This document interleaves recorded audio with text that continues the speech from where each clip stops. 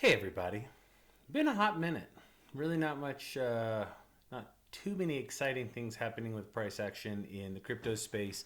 There's been unbelievable amount of traction and growth and really crazy stuff happening in crypto. There's lots of news and all that kind of thing. But I thought with a day like today, it makes perfect sense to really share my thoughts on this and kind of where I think we're going and what's happening. If you kind of take a look at really the Facebook group specifically, the last post was a month and a half ago. Basically, the Feds are cutting rate. Really, again, that is a lagging indicator, and so in the short term, it's a little bit bearish, and in the long term, it starts to look a little bit good.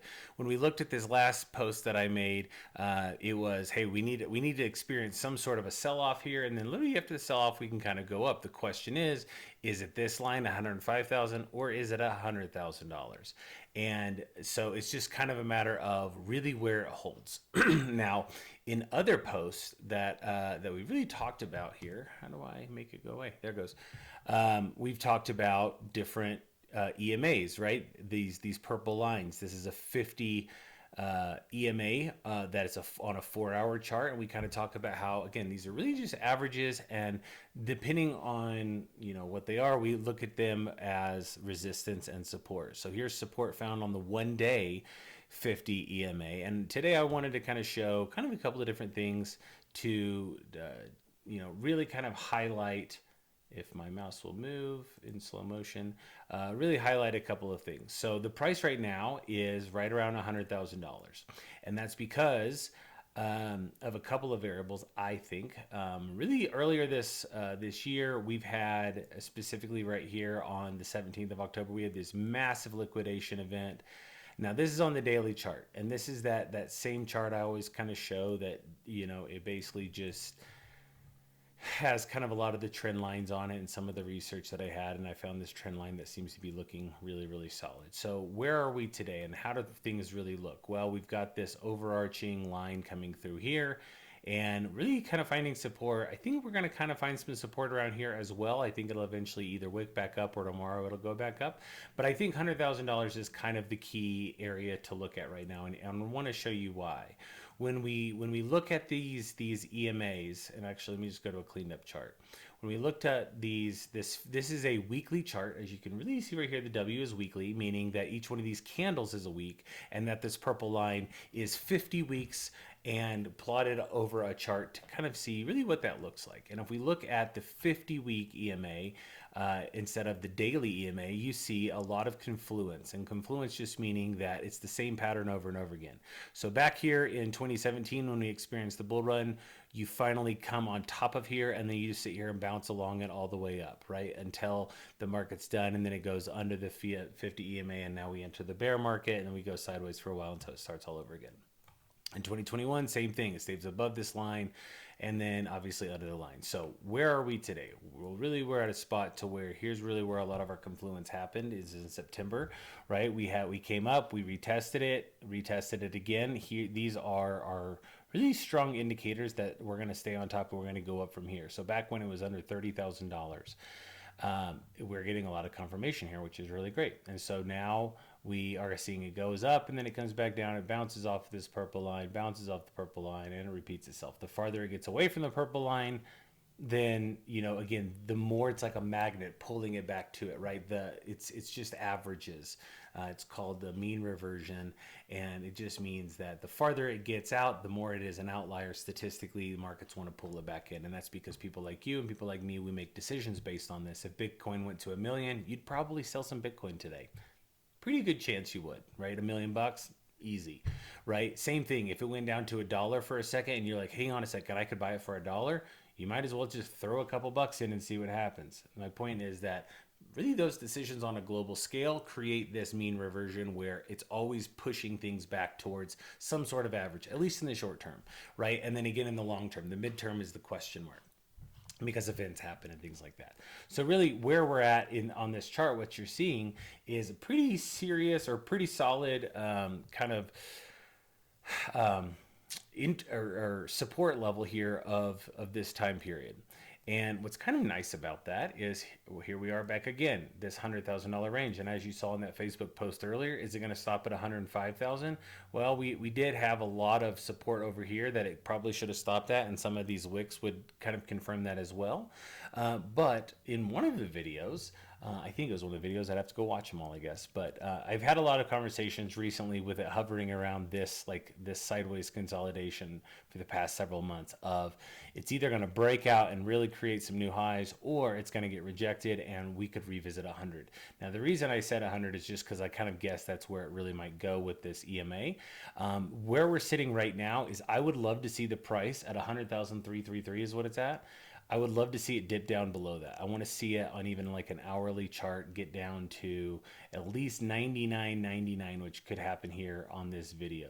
The reason is because 100,000 is a psychological level, and some people have just placed buy orders right under this 100 grand. I personally didn't know if we were going to get all the way to 100. I just got filled at 101. So wherever that is, it's very close. This is the point. So like right in here is I decided I had some orders set for a while now that at $100,000 I want to experience a little bit of that grab. And what you see is just rapid sell off. Chances are that's going to have some sort of reversal at a certain point.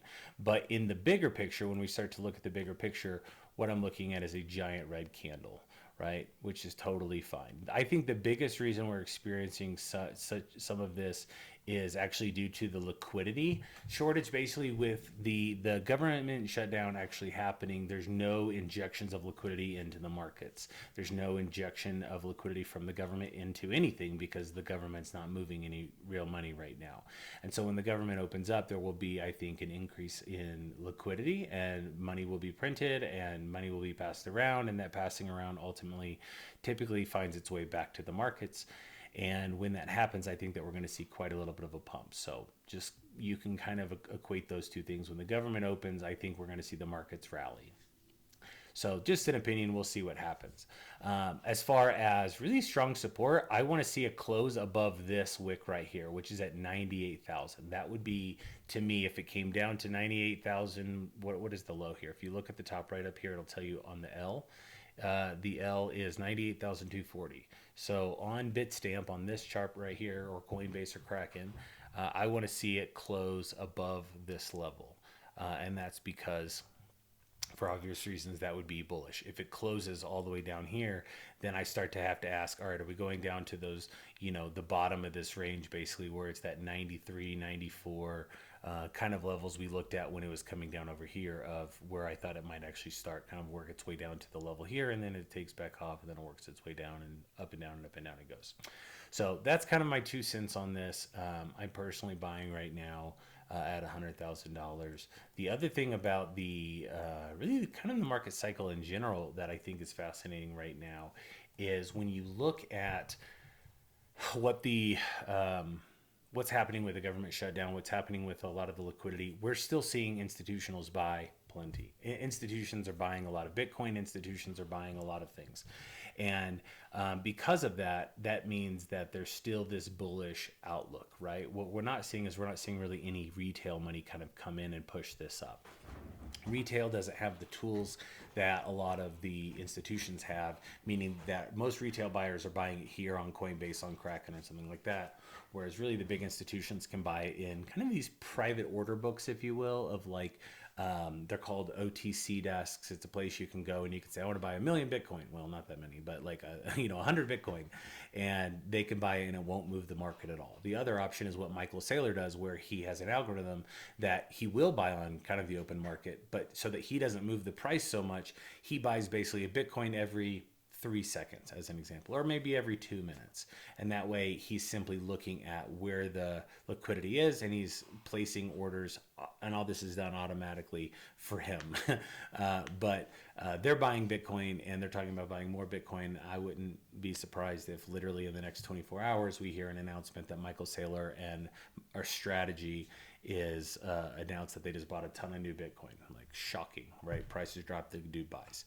So really my point is $100,000 is, it's a pretty solid number. It's a nice round number. It's like a psychological level. It happens to be in confluence with this 50-week moving average. And so To me, this is really strong support. Could it sell off farther? Sure. Am I going to put some orders down there? Maybe not. I might see what it does around this wick first, personally. And then if it reverses and I feel like there's strong momentum going up, I might add to my orders actually on the way up. Just kind of a little bit way of to reduce the risk. But I think I'm actually pretty solid with kind of adding orders here and then going from there. So I say all that to circle back to when we're talking about the broader market with the liquidity being kind of held back, I could see how this could actually elongate the market cycle. So when I come back over to this chart where we have, oh boy, this is messy. Let me see if I have an easier one to show you. That's this one. So really when we look at this chart right here, right, where it's connecting the tops here somewhere, to really talk about going to 300,000, that's a crazy number. Let's say 200,000, right? Again, we're just following this line as if it was to stay on that track of the last two cycles. 200,000 would be up here, and this would be late January. I predicted that it's going to be happening around November, December. This is typically when it happens. But now that we're looking at really a kind of this liquidity being held back, it's either going to skyrocket when liquidity starts moving again, or it's going to move a little bit slower, which could push things a little bit farther kind of down the road where we could just shift these boxes a little bit farther. The point is, if it goes up, you can see what the prices are, right? If it went up to here, 260, 250, wait a minute. What's happening? Why is this delayed? There's something wrong with the feed. Notice of service termination. Oh man, so they're not using this chart anymore. Well, that stinks. The point is the price is at 100 grand, right? Oh, you're not even seeing it anyway. Okay, well, look at these little candles in here. Here's the purple line. The prices are pretty much right around, let's see, November 4th, 3rd, like right here. Basically, here's where we are, where my cursor is. To take it from here to the top would be insanely fast. Right, I'm expecting a little bit more of a growth, even if it does go all the way up. Now, I think because of this, again, let me zoom out just to show that bigger picture here, that a lot of this research that I published on TradingView is just following this line. Connect this top to this top, magically you get a new point that you can look at and say, hey, maybe it goes there, right? It's actually technically more of an arch, but at the end of the day, what I'm looking at is I wanted to escape this green box, which is going to be October, the end of October. And the question is, where does the top actually occur, right? Now with the liquidity, where I'm coming back to this is that it might actually be elongated. It actually might go a little bit farther out. And the point here being that all these boxes could shift to the right. It also could mean that we don't go as high. And because there is something psychological that happens when things aren't, enough momentum isn't building, right? All this expectation of, let's say Bitcoin's going to go to $250,000. Oh my gosh, this is incredible. And you're waiting and you're kind of seeing it. But if it really doesn't kind of fulfill in a certain amount of time, we start to lose hope. We start to lose faith in the system or the dream. And the buying pressure starts to slow down, which means you don't go as high basically. And we saw this actually back over here in 2021, where that rally didn't happen as fast as people wanted. And so you saw a sell-off. Now, this is also a sell-off due to all the money printing from COVID, but psychology is still the same. So I'm expecting this could be elongated, which has been a conversation. A lengthening cycle has been a conversation for many years. We literally even kind of talked about it back in 2021 being a lengthening cycle. But all that to say, just from a timing perspective, in order to kind of like really peel and see that momentum, I don't see it's going to happen that quickly. And so I could expect that, to go from, let me put a check box or something in here, to kind of, what about this curve? So here we are on November, 1 week back, and we want to get down to about 100,000. Roughly here-ish. Here we go. We'll say that's good. And if it's going to go up pretty quick, well, that's really high. If it's going to go up really quick, it could jump to like here, and then maybe it jumps back down a little bit. Oh my goodness. It didn't work the way that I wanted to. I thought this was the 3.1. Whatever. The point is, you guys are like, this guy does not know how to use TradingView. You'd be right. All right, there we are. This little yellow thing is roughly where we are today. The point is that I don't see us really driving this thing at a rate to where, we could go up here and then maybe it comes back down and then it finally breaks through. We should get into the 120s somewhere if it happens pretty quick, and we could consolidate here, and then that's where like the big push would happen, right? That's like the fastest I could see it. And this is like, again, a 45-degree angle pushing us really closer to the end of the year, and then gets us to 150.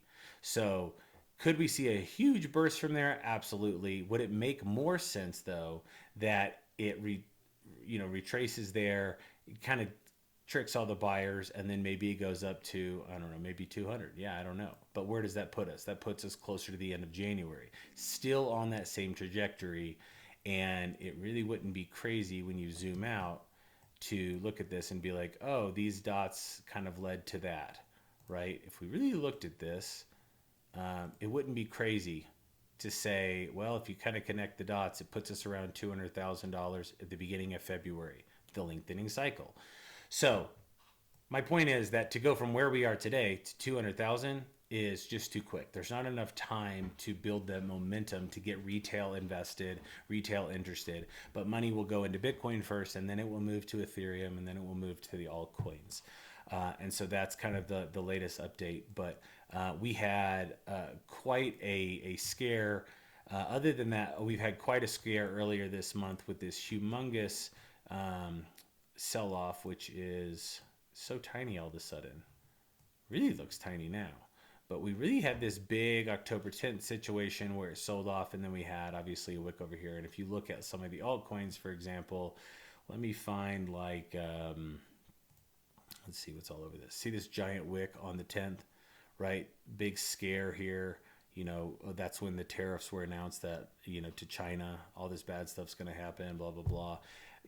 I've talked about this wick fill strategy before, that these wicks do get refilled. And so that's hence why I put the order down here at, well, this is on Ethereum, but on Bitcoin, same thing. Chances are it's going to get filled 50%, maybe 100%. And so you kind of put orders around there. So here we are in that same spot to where we're filling the wick. It's a matter of what's next. There's really not a whole lot of stuff down here for Ethereum. Really, what happens next? I think we're going to see some buying happening. We'll ultimately see here in a little bit. But the point is that we had these monster liquidations here. Absolutely. Probably the biggest losses in crypto, I think, ever. Literally bigger than any sort of scam, any sort of anything. And the point being that, it follows the same pattern. It does the same thing. It does what's basically what's expected of it. What's this one? This one's Coinbase. And really with that, we're making bets basically on it. But the point is that the biggest losses, the biggest liquidations in crypto ever have happened, and the price only dropped, even if from the I guess it wouldn't go from the very top, but 13%. So you're talking about the worst thing that's ever happened in history with Bitcoin in liquidations. I think it's like $190 million liquidated on this, causing this huge cascade, 14% drop. So my point being that there's a lot more smart money in crypto. There's a lot more people paying attention to the longer term vision. Even if they don't sell it at the top this time, they're like, it doesn't matter, I'll wait another 4 years or whatever. There's just not as many people being emotional. And we could see that by the retail inflows into the market aren't happening. So anyway, just thought I'd kind of update you. We still haven't got down to 99. Should we set an alert just for funsies? And that way, if it goes off,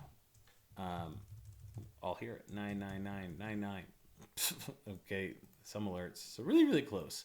But anyway, just wanted to kind of get you that. Kind of wanted to get you an opportunity to kind of fill you in on a few things, kind of tell you where I think the market's going. It's typically easiest for me to do this on these big red days because I start getting text messages or emails or phone calls about what's going on. And it's like everybody just take a deep breath, Really what we're looking for is consistency. So if this is the end of the market, let's say that was the top, the top went all the way up to 126,000 and it's the total top. When do we start to get out? We start to get out when we look at the trend breaking. So to give you some context of what that looks like real quick, and then we'll wrap this thing up, is literally looking at a chart like this, you could just take the bottom channel and you could simply say, all right, let's say these are connected. That's a big wick. Let's kind of grab that one and let's straighten it out and call it there. All right, again, you could draw these lines however you want, but literally this is the line that we're talking about. So if this closes today, let's say it closes right now, just like this, it will have closed below the line. The next thing that happens is I'm literally looking for another confirmation, right? Chances are it's either going to be a green candle up and then a huge sell-off, or we'll just see a big, like typically 2-3 candles. We've already got 2 daily candles. It might be one more daily candle. Well, that daily candle, if it closes, and especially if it closes kind of below this resistance, like, you know, somewhere in this range, I'll have to build a box for it. But if it closes below there, that's when I'm going to start saying, holy cow, we need to consider getting out. So I would say that looks like the top of the range there, and this looks like the bottom. Where does that put it? That puts it between 91 and 100,000. Okay, so that's actually a little too big. Let me bring it down to this range, and I would probably, you know, aggressively 93, conservatively probably 91. The bottom line, if I see a close down here in the 91 range and the next candle doesn't go green and start heading up, I'm going to start saying, hey man, this looks like it could be a time to get out of the market. So for me, that's kind of the confluence. And again, when we go to, I look for multiple indicators. One of those indicators is going to be simply this purple line. When we get a close underneath this purple line and then another candle that's confirming that, I mean, I might be wrong and it might take off after that, but statistically, I'm going to go ahead and exit and stay out of it. And if it goes back up above this line, this purple line, and it closes above here, cool, I'll get back in. I know I took a loss. I understand that it happened, but at the end of the day, that's just the rules that I follow. Bitcoin just hit 99,000. Here we go. You could see it. You can't really see it. How do I show that? Oh, maybe it had to have hit it because the alarm thing just went off. Yeah, you can see at the top where it says L, it says 99,000 right up here. 99,939 is what it dipped down to. So we'll see what happens. But that's the update. Thought I'd share. Hope that's helpful. At the end of the day, man, you've heard me say this 4 million times. This is for the long term. When in doubt, zoom out, and that is this chart that I'll leave you with one more time, even though it's not updated for whatever reason. If I was to scroll out here, what do you see? You see the beginning and always really up and to the right. And again, the way that this kind of curve is going to work is it's going to go up and it's going to start to look like it's flattening. It's technically going up, but this is a logarithmic chart, meaning that 0 is here and it goes exponentially up by 10. So you can see that it doesn't take much movement up for it to be a lot of dollars, right? Really, like you could see right here is $10 million. Like that's really up there. And that's going to be, again, future. But anyway, that's my take. When in doubt, zoom out, and we'll see if this gets pushed, very far or what. And we'll see what happens. Really, the thing right now is looking at how many days. It'd be October 16th would have been 1060. So 1067 from the low to the high, 1060 low to the high, 1060 low to the high. Did we experience the high? I don't think so. And if we did, boy, that's crazy.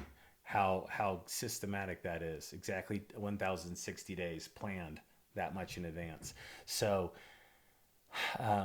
keep it going. We'll ride it out, and we'll see how the money starts to rotate and keep going. But right now we've got major institutions, we've got banks, we've got hedge funds, we've got everybody's getting into the game.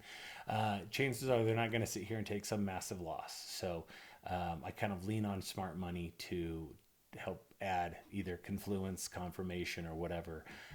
But a smart trader always tries to figure out how they might be wrong and when they would get out. And when you're investing, that's what you got to do. So hopefully that was helpful. Wish you guys the best of luck. We'll talk to you soon.